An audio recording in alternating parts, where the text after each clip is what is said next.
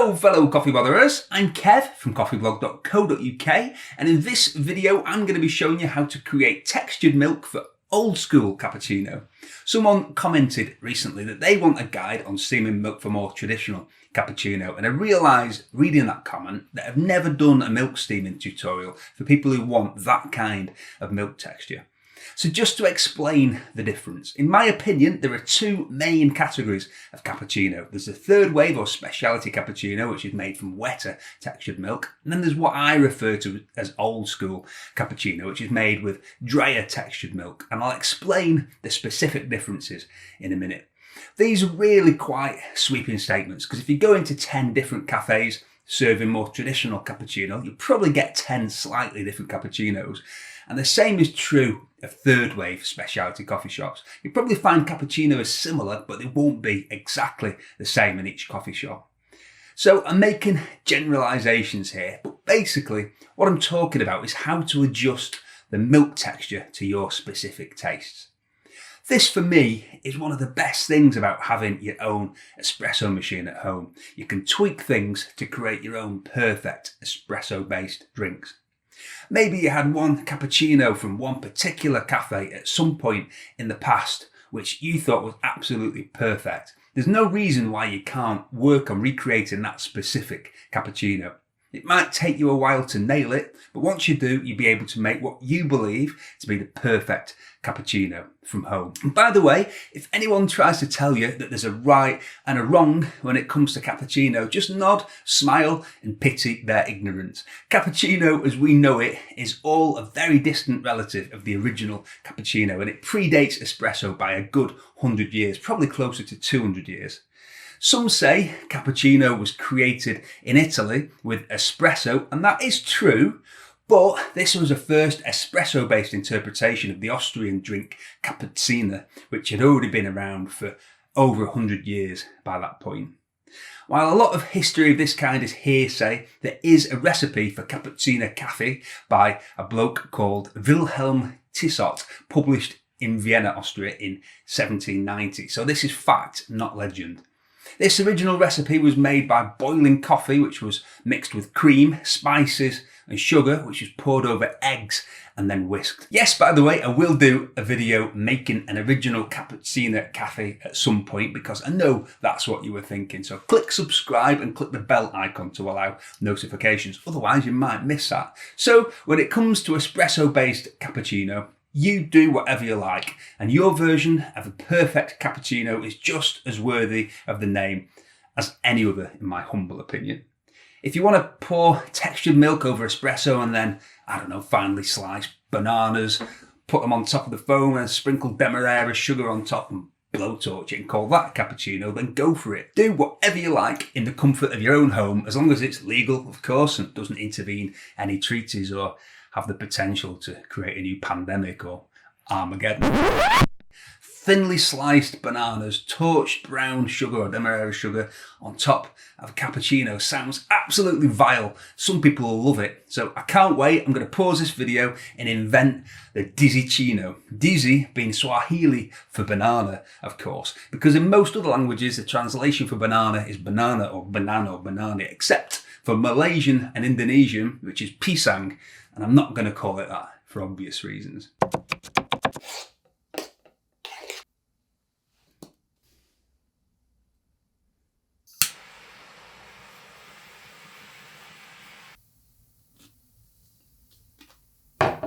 No.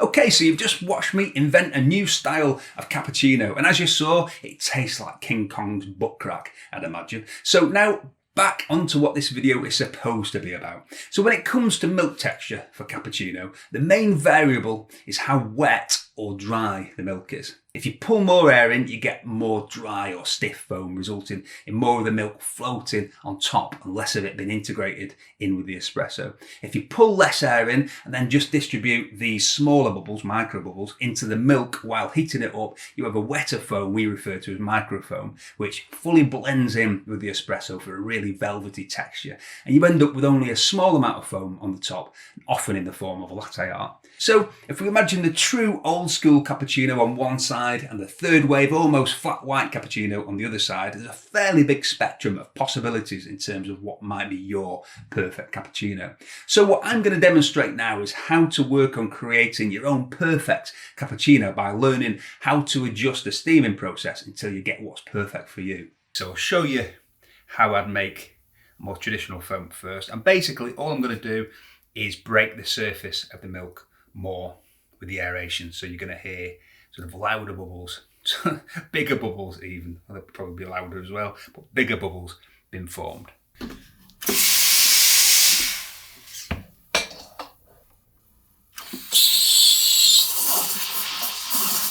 Yeah, that sound, I'm making big bubbles.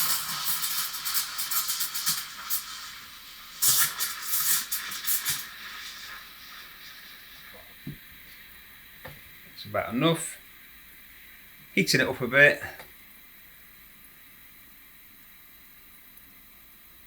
And that's about hot enough. And that heated up really quickly because although there looks like there's a lot of milk in there, most of that is actually air.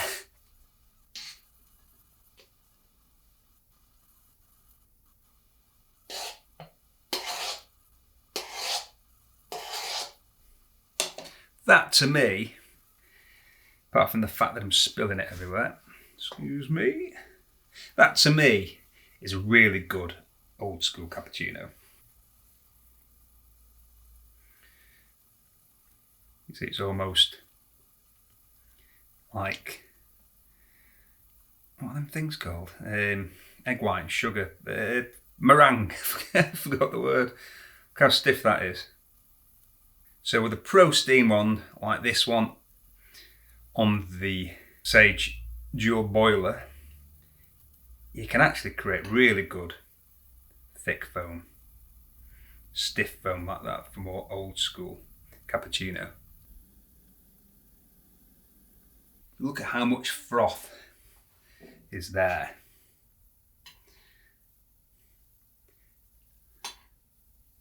There's a lot. If we push that back, the coffee underneath isn't as textured as it would be with a third wave flat white or cappuccino. And that is much closer to what I would class as a really good old-fashioned cappuccino.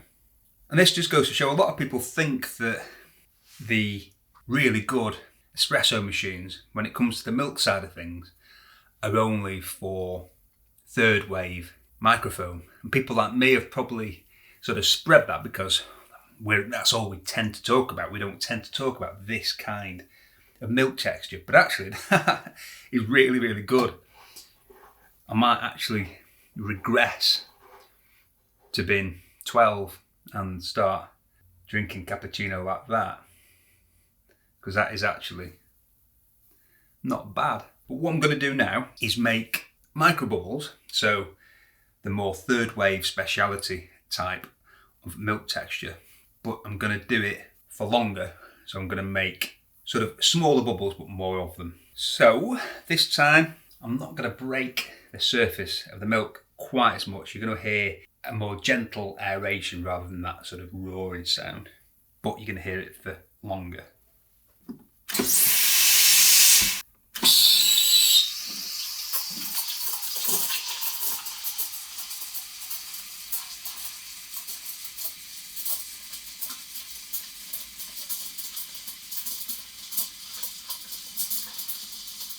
Well, normally have stopped aeration by now. I'm carrying on. I'll do.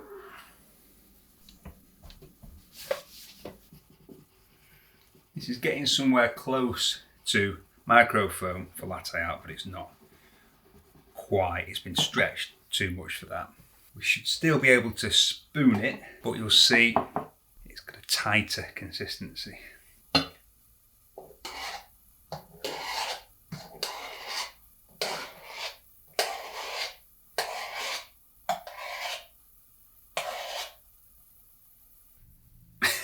Made a right mess. There we go. So there's not as much quite as much froth, but it's dense, dense bubbles. And I would imagine, I'll tell you, yeah, so the texture of the milk underneath the foam, you see there's not as much separation between, you know, the textured milk in the coffee and the foam on top. So the other one, we had a huge amount of foam on top and not as much coffee. Now I've got espresso in this taller latte glass. I'm going to do another stiff, old school milk texture for this one. I'm going to do this one as I did it the first time. So I'm going to really break the surface of the milk. I'm going to create bigger bubbles, and I'm going to show you how that looks with a taller glass.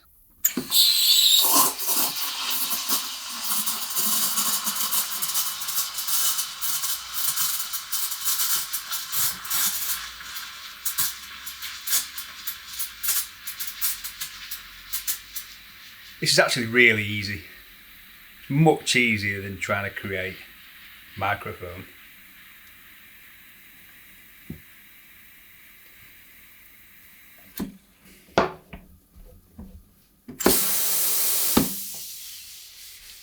So you just want to go for that sound.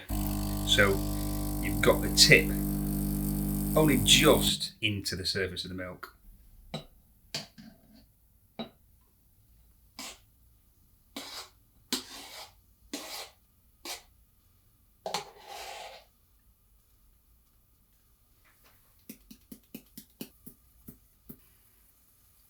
You'll see we've got a huge amount of foam. 60-40, I can count and everything. 60% foam, 40% coffee, that is. I mean, that's difficult to drink, there's that much foam, but quite enjoyable. The point is, with this machine, or with a machine with a Pro Steam one, you can play around with this until you've got the kind of milk texture, kind of foam that you want. I'm going to do another one now, again, producing microfoam. I'm not breaking the surface as much as I did just now. I'm burying the tip a bit more, well, just as I would with flat white. So we're creating microfoam, but I'm just going to keep that aeration going for longer. I'm going to start as soon as I can. So, and I've got cold milk, because with the colder it is, in theory, the longer you can stretch it for. So I want to stretch it for as long as I can.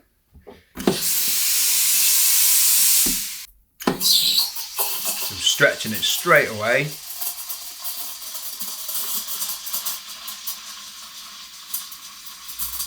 But I'm not stretching it aggressively.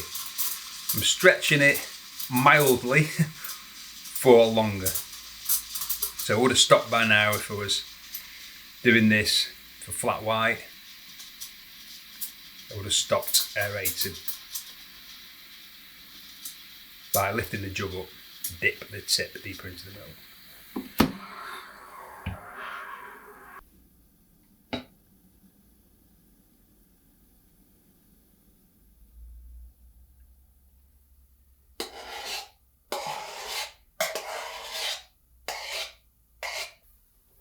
Some of it has got to do with how much you spoon, how much of the foam you spoon into it as well. So, as I say, you can adapt this to make your own perfect cappuccino.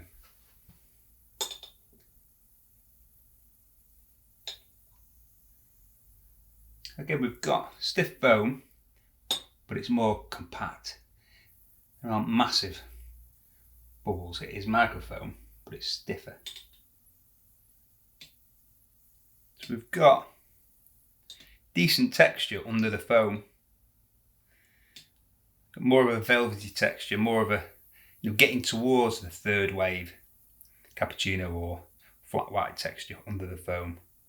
So there you go, you now know how to adjust the milk texture to make whatever you find to be your perfect cappuccino. And you also know how to make the ndiziccino, which is a drink I just invented. And you did actually just watch me coming up with it. I'd never tried that before. It just came into my head. I thought, that sounds disgusting, so I'll try it. So try it because it's horrible. Thank you very much for watching. Please click the like button, thanks. Apparently it does something to the YouTube algorithm. Ends up with more people watching the video as a result, so do that. Cheers. And if you enjoyed this video, then why not click here to watch another one. Don't forget, to become an official Coffee Brotherer, you need to click this image around here somewhere to subscribe, and to become a fully accredited Coffee Brotherer, also known as Patreon supporter, just go to patreon.com/coffeeblogkev. Tatty bye.